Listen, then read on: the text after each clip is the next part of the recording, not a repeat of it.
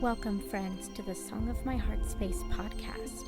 I'm your host, Lindy, and I'm combining three of my passions, yoga, mental health, and musical theater.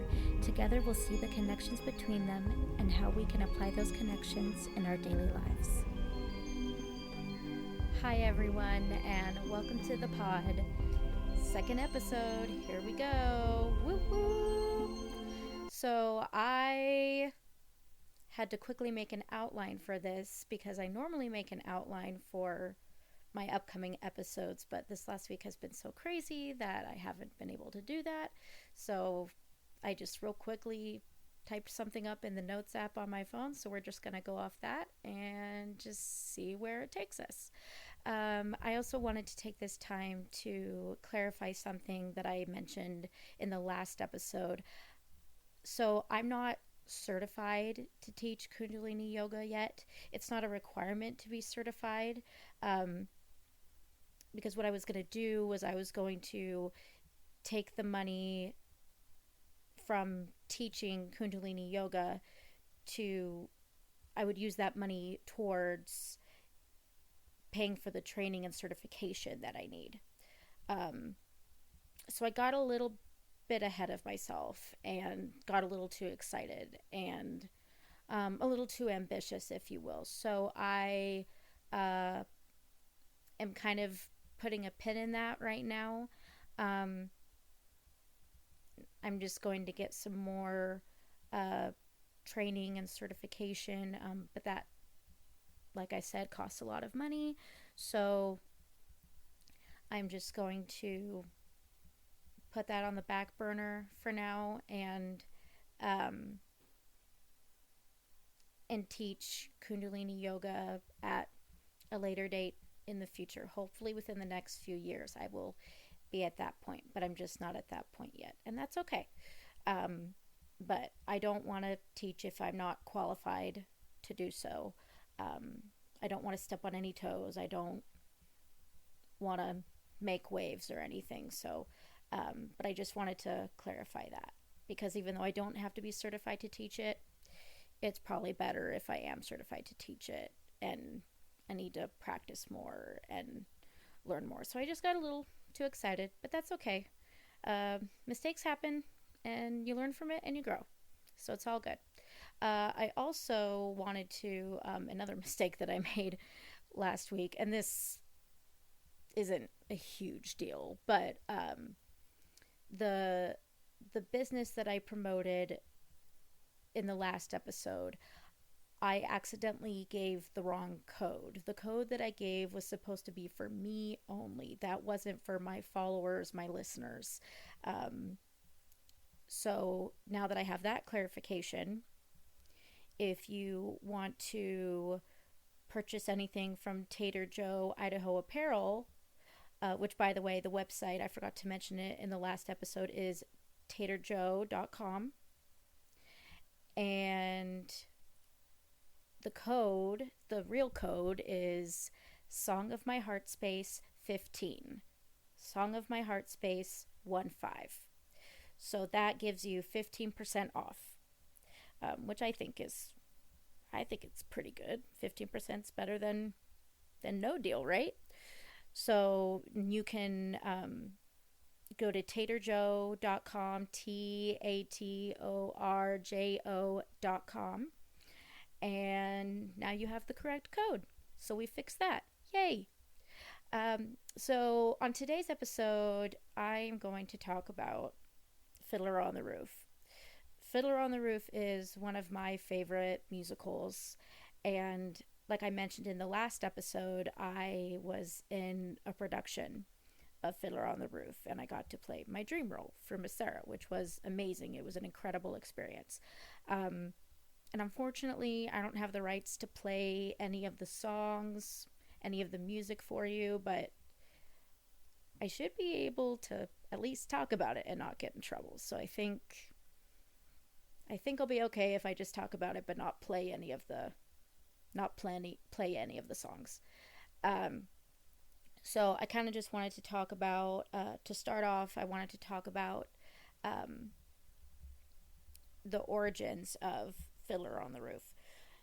So Fiddler on the Roof is based on, I think it's short stories.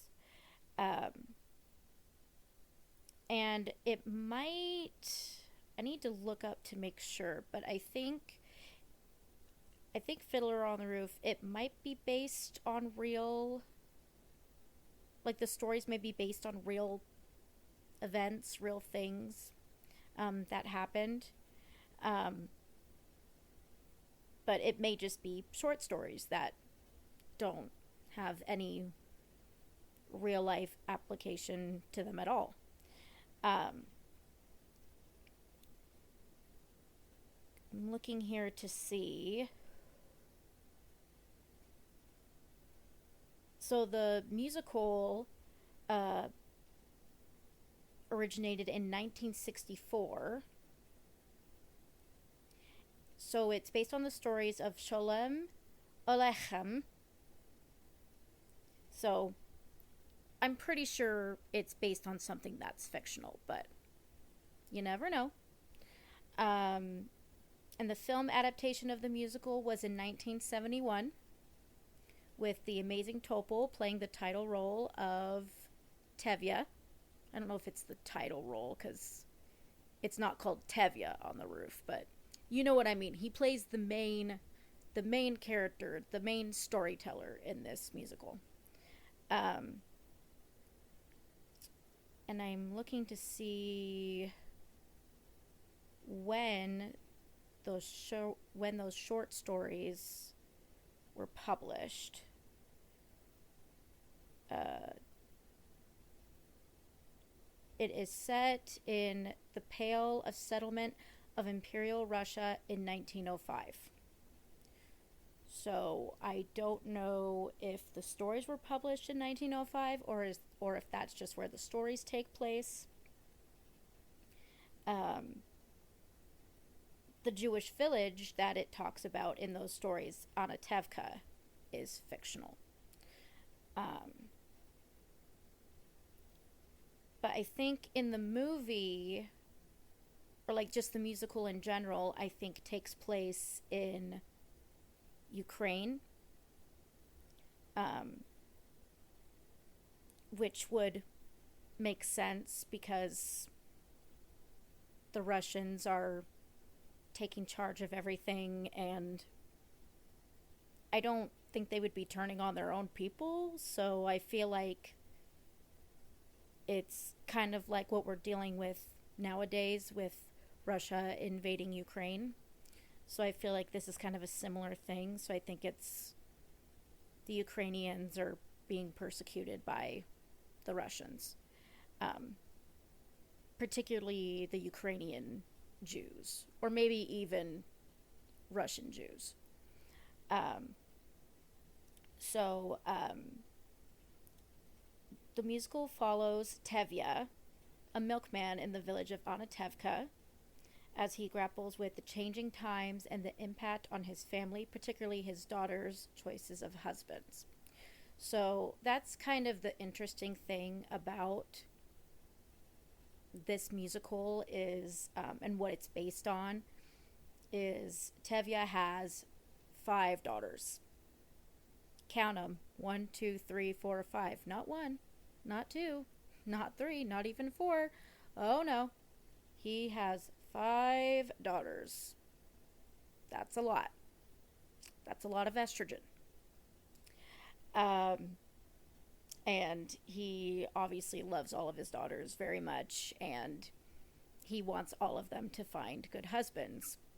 Um, a big part of the show, one of the main themes of Fiddler on the Roof is tradition, and Tevye is all about tradition. So to give you an example of this, so his oldest daughter wants to marry the tailor, but he's poor. He has nothing. Tevye wants his daughter to marry someone that is wealthy, that can give her security.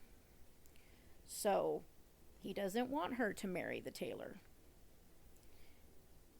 But his oldest daughter and the tailor had made a pledge to each other that when they were old enough to get married, that they would get married. And they told Tevye this, and Tevye was not having it at first, but then he came to the realization, my daughter's happy with him, my daughter loves him, and so he decides to let them marry each other and accept their marriage and give them his blessing. So that's an example of how he really wants to stick to tradition. But he kind of bends a little bit. He bends tradition, even though that's not his first choice. But because he loves his daughters, he kind of becomes a little more lenient, except for when his third daughter wants to marry someone who's not only a Russian, but is also not Jewish. So that's a double whammy there. So Tevye, was not supportive of that at all. Not necessarily because he's the enemy. I mean, the character of Fietka is not the enemy. He is not like his fellow Russians. He's not one that likes to persecute and destroy. That's not the kind of Russian that he is. That's not the kind of person that he is. So the fact that he's Russian, that is only part of the problem for Tevye. The main thing is that he's not Jewish. Because back in the day, if you married outside the faith, that was not good. Things didn't look good for you. And there may be some of that today, like in our current climate, but I think it was mainly back in the early 1900s.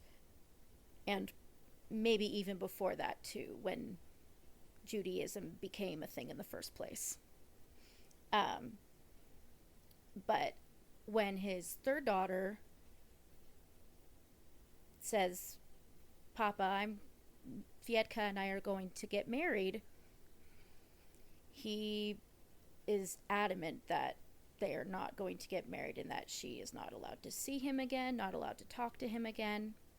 So that's kind of where that ends at this particular point in the musical. But then she kind of has a rebellious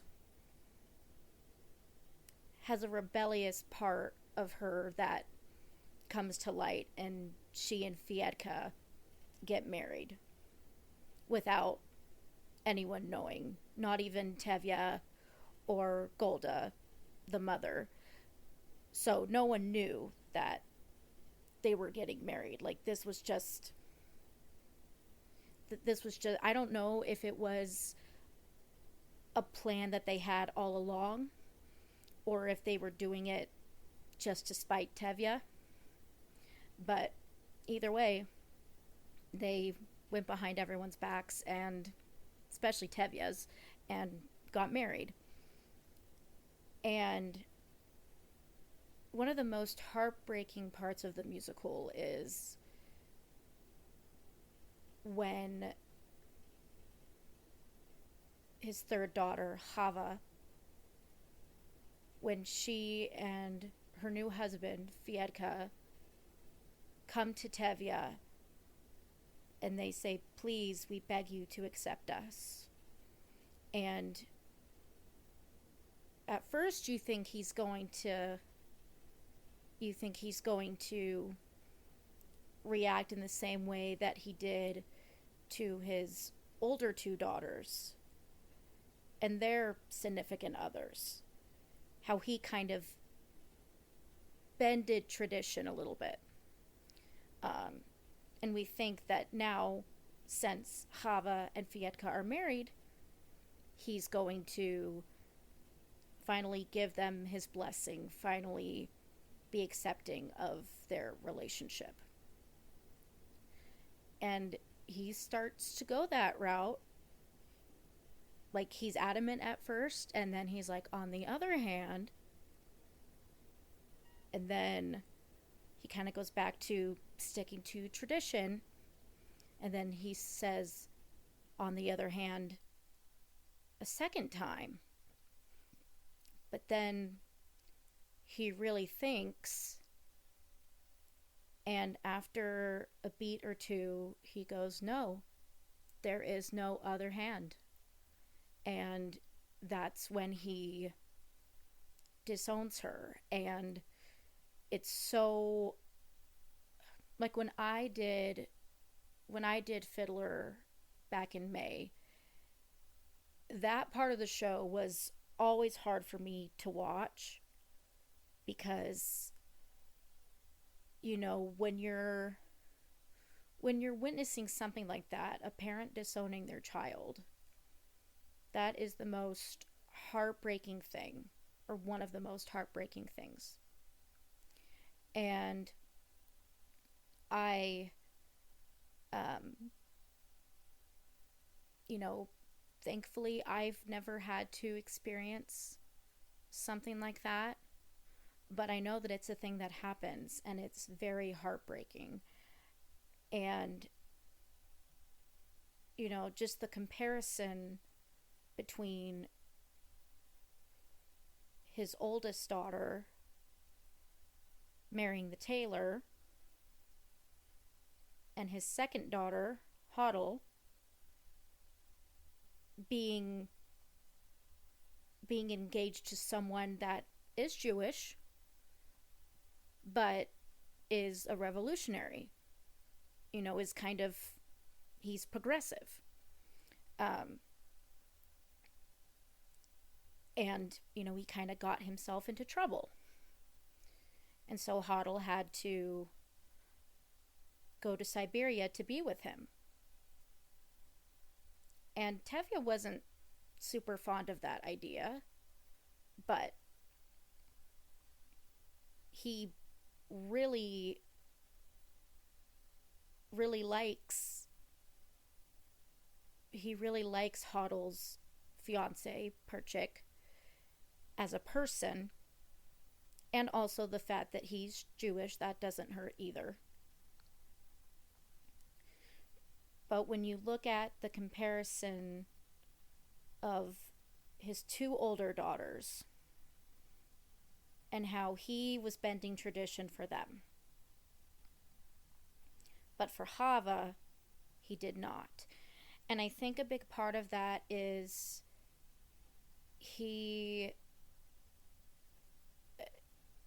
because, like I said, you know, getting married outside the faith back in the day, that was a big no-no. That was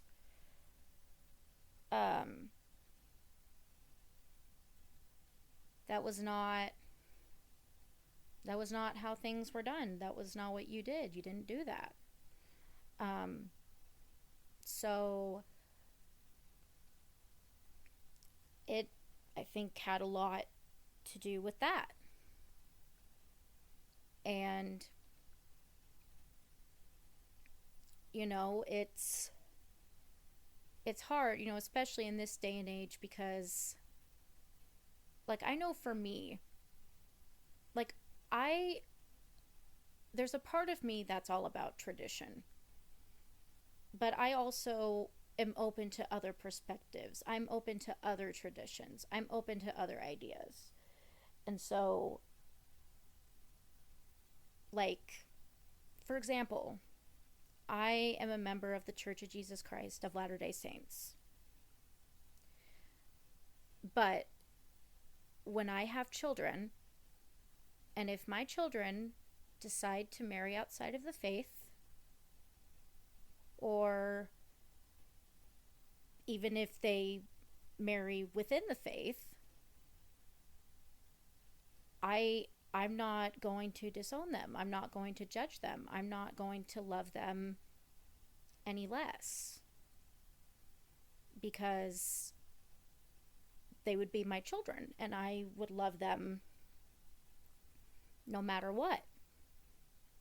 Like, yeah, it would be nice if they married someone that was of the same faith, but I mean, for me, and this is, I know, probably just a personal preference, but it's not it's not going to make it or break it, you know? It's not going to make my children less than. It's not going to make them horrible people. So I think that it's very important to, at least for me, I think it's important to just love your children no matter what.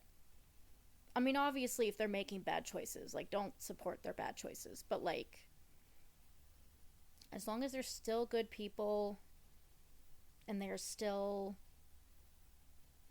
you know, being good members of society, like, if someone is getting married outside of whatever faith or denomination you are, if you're religious at all, um, that in the grand scheme of things, and again, this is just a personal preference, like, I'm not speaking for everybody here, um,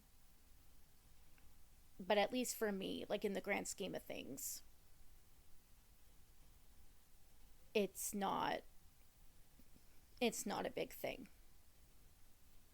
I mean, obviously, would love for my future children to marry someone of our faith, but there are more pressing things to worry about than marrying someone that practices the same religion as you. Um, but I know that that's just a personal thing. Not everyone is going to have that same opinion, and that's okay. Everyone is entitled to their own opinion, their own perspective. So, but tradition is, especially in Fiddler on the Roof, is a big thing. It's a big deal. That's the main, um, that's what the musical is mainly about, is tradition and not breaking tradition. Because even the opening song is called Tradition. They're singing about the traditions and the roles that everyone in the family has to play, like what the papas are supposed to do, what the mamas are supposed to do, what the sons and the daughters are supposed to do, especially in, living in Ukraine and being Jewish. Like, like, for the sons, when the boys are 3 years old, they go to Hebrew school. And the daughters, they're taught to sew and mend and, you know, fix things. And that's what the daughters are supposed to do. And so they each have a role to play. And tradition's honestly one of my favorite Fiddler on the Roof songs. I mean, I just love all the songs for different reasons. But that one is definitely a favorite of mine, especially because it's the opening number. It just starts out strong, and it's I mean, catchy too, and it gets stuck in your head. And I mean, even way after the show's over, every once in a while, like, the first line of Tradition just comes into my head, and I'm like, oh, that's fun. So, yeah, it gets stuck in your head. Actually, a lot of these songs can get stuck in your head, and honestly, it's not even just because I was practicing for that show for months. Those songs are just earworms anyway. Um, and another one of my favorite songs is, well, it's hard to pick which songs I really like because, like I said, I love them all for different reasons. There are some that I like more than others, of course, but um, another, well, and I may be biased because I played the role of Frumasera, but I think The Dream is probably another one of my favorite Fiddler on the Roof songs. Not just because that's the main number that my character was in, but it also is another catchy song, and it's also funny. It's like one of the more comedic bits of the show. So it's, well, and the other thing too is it's unhinged and crazy and chaotic and just wild. Like every synonym to crazy that you can think of, or any comedic synonym, like any synonym to the word comedy, I think that's basically what The Dream is.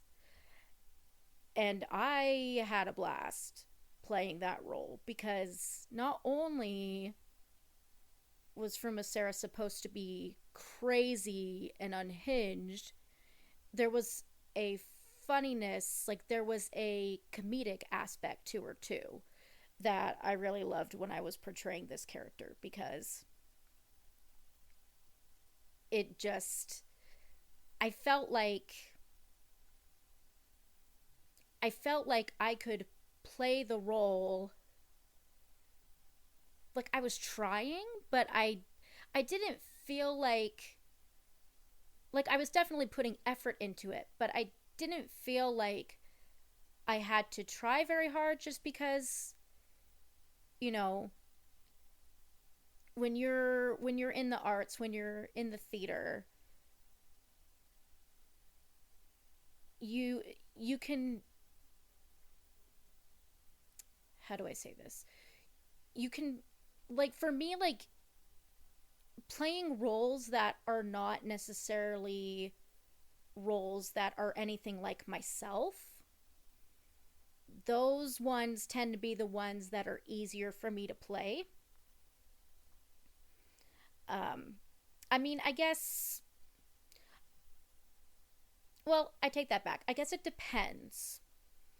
It depends on what the role is. Because, like, for me, sure, I can be, people that know me know I can be a little nutty at times. So I think there was a little bit of me in Frumasera, but the fact that she's all mad about Tevia's oldest daughter being betrothed to her husband, Laser Wolf, the butcher, and she's all upset about that. Except she's not even upset that she would be stealing her husband. She just is like, she'd be stealing my keys. She'd be stealing my pearls, which the big thing with her is pearls. She loves her pearls. I don't even think she really even cares about her keys. I think she just cares about the pearls. She doesn't want Tevia's oldest daughter's idols stealing the pearls, because those are her pearls. She's not giving them to anybody else. No way.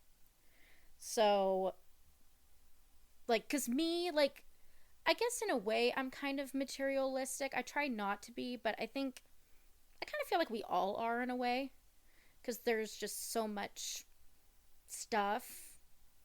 A lot of people have things. Hopefully that made sense. I don't know if that made any sense. Um, but, I think we all are kind of materialistic in a way. I mean, definitely there are some people more than others that, are more into the material things of life. But, and I try not to be, but at the same time, you know, I do love my books. I do love my keyboard.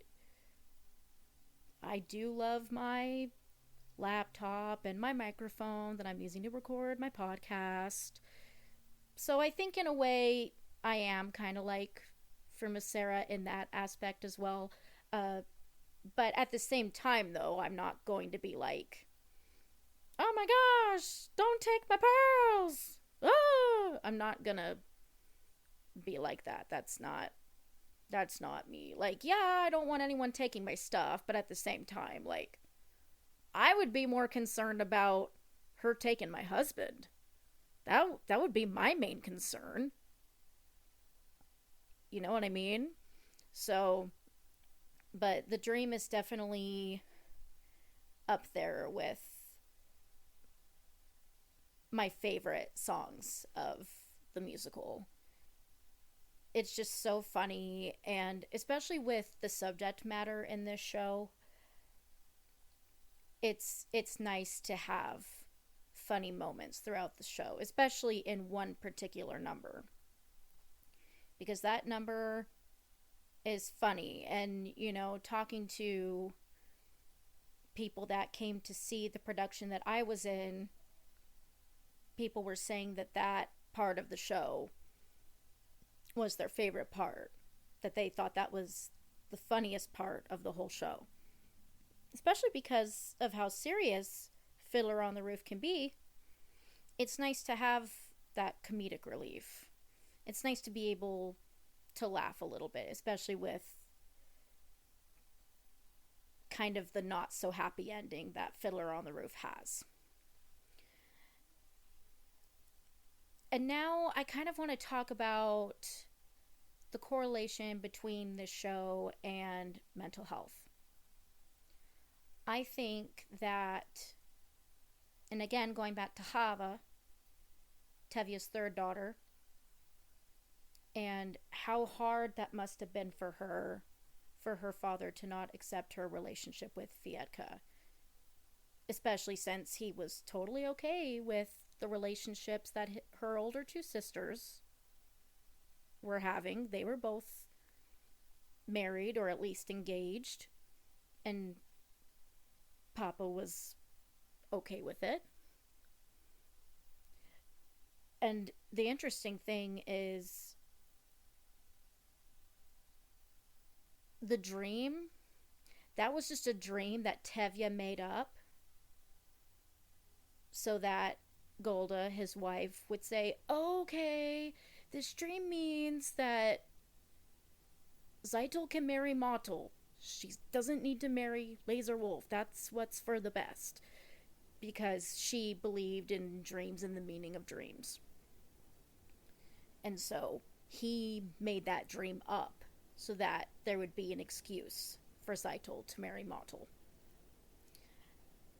He couldn't exactly do that with Hodel and Perchik because, that's probably tough to make up a dream like that on the spot. I don't know if he really had time to even think about it, or maybe he did. But either way, he pulled it off. But yeah, it was kind of hard to pull that off the second time. So he kind of had to be more forthcoming about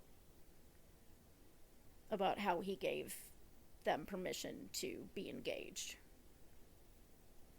But going back to how this show correlates with mental health, I think that when Chava was being disowned, I think that was really hard for her, and that probably took a toll on her mentally, because she loves her papa so much, and she didn't want to disappoint him. And at the same time, she also wanted to be with the man that she loved. So it was kind of hard. She wanted both. She wanted both the man that she loved, and she still wanted her father's approval. But unfortunately, she couldn't have both. And so that probably was not good for her mental health at all. And I mean, obviously back then, mental health was not something that was talked about. Like, that was like taboo. Like, she had any sign of mental distress, I mean, she probably would have been in an institution, like if institutions existed, which I think they did. I think those were probably called insane asylums. But it was a different time then, and I think we've progressed a lot since then, because there are so many tools and resources for mental health, and it's, people are talking more about it now, and there's more like mental health professionals that can help those with mental health struggles navigate things and cope with things. And so I think if Fiddler on the Roof were to take place in this day and age, there would definitely be some help with the mental health struggles that some of these characters in this show were facing or could have been facing. Because another big part of the show is near the end, or it's the last chunk of the show, everyone in the village of Anatevka, they have to pack up all their things. They have to pack up everything and they have to get out. Doesn't matter where they go outside of Anatevka, but they have to leave. Because there was an order that had to be carried out. All the Jews in Anatevka, which I think in Anatevka, I think it was mainly comprised of individuals who were Jewish. I don't think there was anyone that wasn't Jewish living in Anatevka. So basically everyone in that village had to pack up everything and leave. And that, especially because not only did I get to play for Miss Sarah, but I got to be in the ensemble too. So I got to be a villager, which, it was very eye-opening for me because, yeah, in my own religion, people of my faith, have been persecuted and things, but when you think about the persecution that the Jews have faced, especially during World War II, and even before then, but especially during World War II, just the persecution that they faced and how they were treated and just all these things. And not even talking about World War II, because Fiddler on the Roof doesn't take place during World War II, but in Fiddler on the Roof, can you imagine how those villagers would be feeling about leaving their village, the only thing they've ever known, the only place they've ever known, and to leave, go out into the great unknown, not knowing where they're going to end up, not knowing where they're going to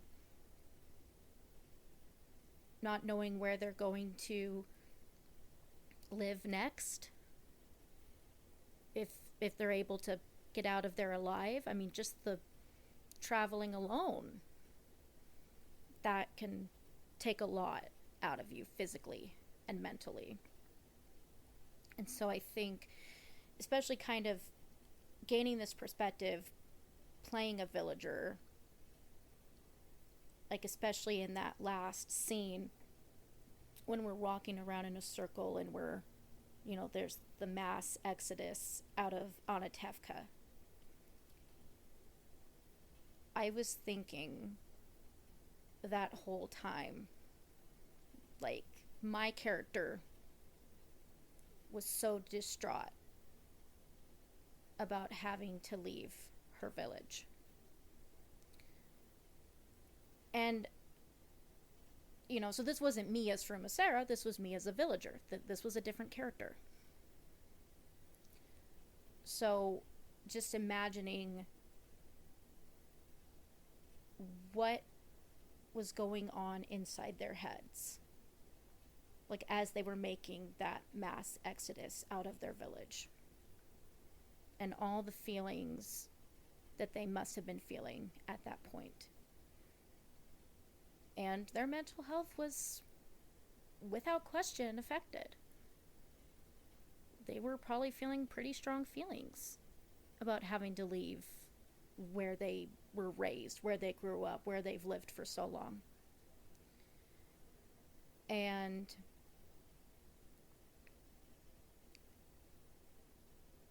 I just, I definitely gained a new perspective from kind of being being in the shoes of people like the Jews of Anatevka,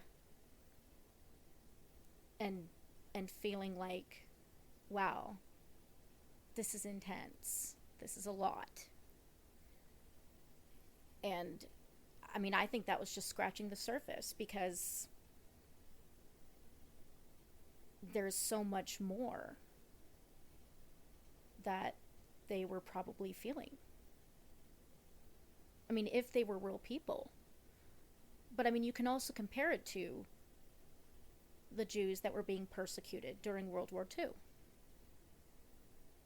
and the concentration camps, and the horrors that the survivors that were in those concentration camps, all the horrible things that they had to witness, that they saw, and that they can't erase from their minds.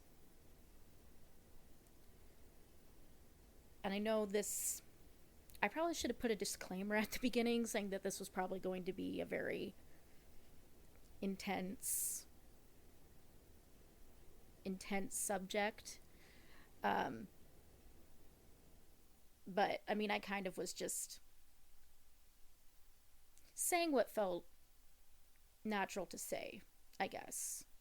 Um, Especially because I do like learning about World War II, and I like hearing the stories of the Holocaust survivors and seeing how they got out of such a terrible situation, not unscathed, but, just they got out of there alive.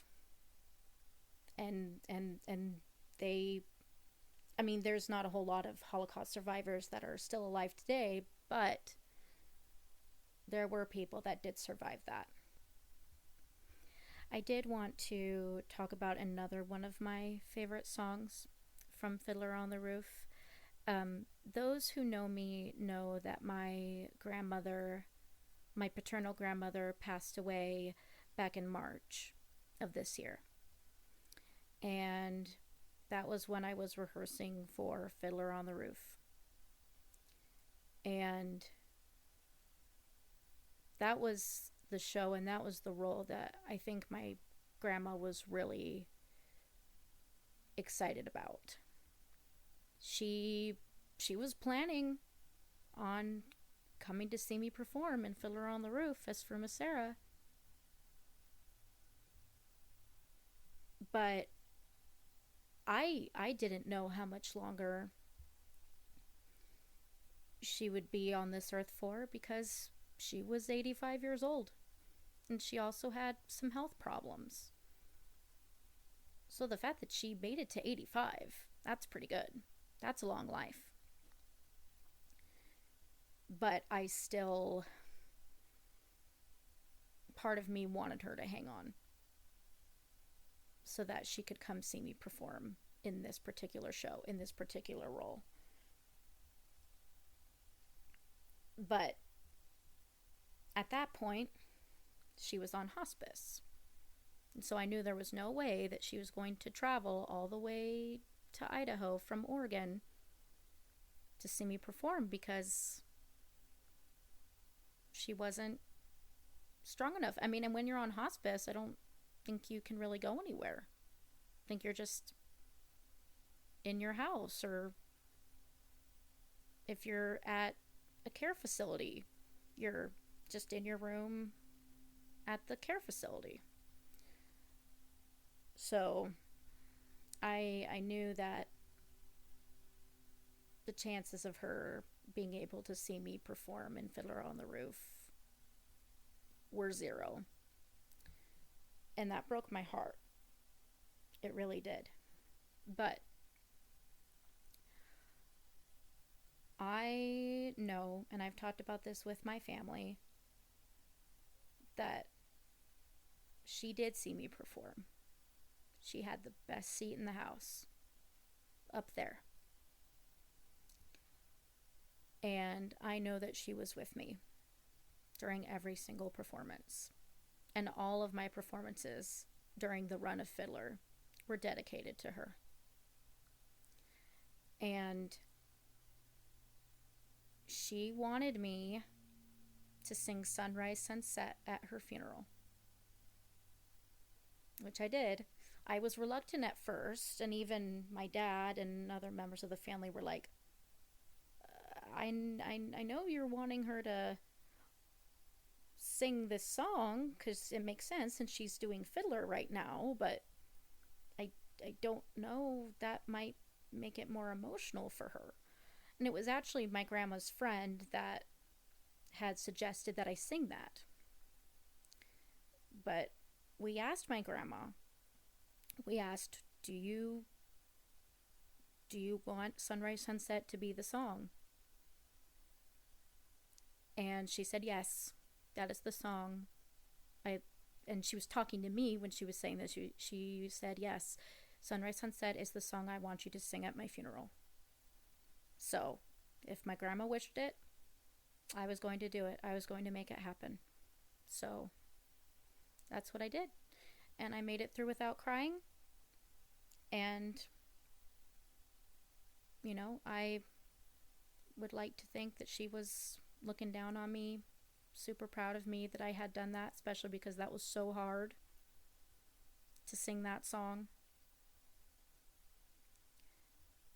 My grandma was one of my biggest supporters. She came to pretty much every performance, every musical, every play that I've done, for pretty much every single theater thing that I've done. She's been there. And she just had unwavering support for me and the arts. And she definitely, I think, was my number one fan. She would always tell her friends about, like, what shows I'm doing next and how talented I am and all these things. Like, she just went on and on about me and the shows that I did and the shows that she saw me in. So she was very proud of me, and I will be forever grateful for the support that she gave me while she was alive. And I know that she's still supporting me, even though she is no longer alive. I know that she is still supporting me in spirit. But going back to the song Sunrise Sunset, that